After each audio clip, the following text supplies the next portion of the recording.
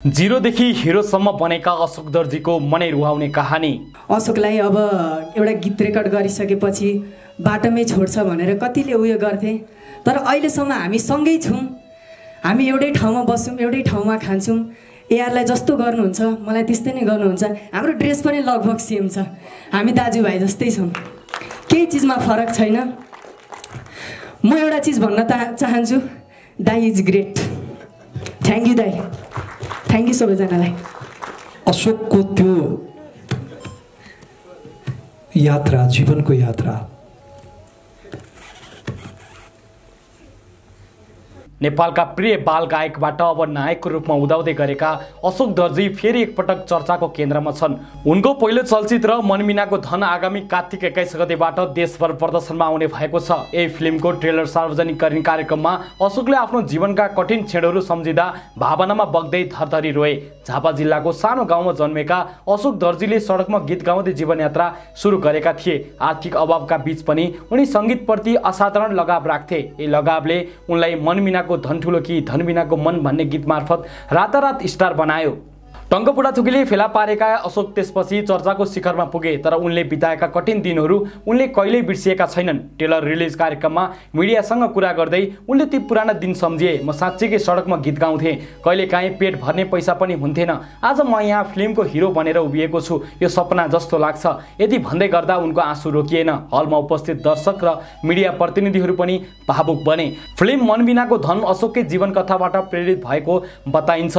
फिल्ममा उनले एक सङ्घर्षशील बालकको भूमिका निर्वाह गरेका छन्, जसले आफ्नो स्वर र मेहनतको माध्यमबाट जीवनको दिशा परिवर्तन गर्छन्। निर्देशकका अनुसार यो फिल्म मनोरञ्जन मात्र होइन, प्रेरणा र आशाको सन्देश बोकेको फिल्म हो। चलचित्रको ट्रेलर सार्वजनिक भएसँगै सामाजिक सञ्जालमा प्रशंसा र समर्थनको बाढी आएको छ। दर्शकहरूले अशोकको अभिनय क्षमतालाई सराहना गर्दै उनलाई नयाँ रियल हिरोको उपाधि दिएका छन्। धेरैले भनेका छन् अशोकले देखाएका आँसु उनको सङ्घर्षको प्रमाण हुन् र उनी साँच्चीकै जिरोदेखि हिरोसम्म पुगेका छन्। कार्यक्रममा अशोकले आफ्ना स्रष्टा टङ्क बुढाथोकी र आफ्ना बाबुआमाप्रति विशेष धन्यवाद व्यक्त गरेका छन्।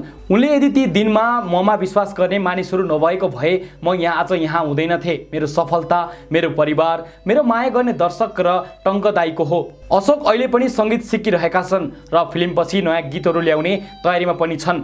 उनले समाजसेवामा पनि हात बटाएका छन्। विशेष गरी विपन्न बालबालिकाको शिक्षाको क्षेत्रमा सडकबाट सुरु भएको उनको जीवनयात्रा अहिले ठुलो पर्दामा प्रतिबिम्बित हुँदैछ। कठिनाई, आँसु र सफलताको मिश्रण बनेको यो यात्रा साँच्चीकै जिरोदेखि हिरोसम्मको सशक्त उदाहरण हो। अब सम्पूर्ण नेपाली दर्शक अशोक दर्जीको पहिलो फिल्म हेर्न आतुर छन्, जहाँ उनी स्वरको मात्र होइन अभिनयको पनि हिरोको रूपमा उदाउँदैछन्।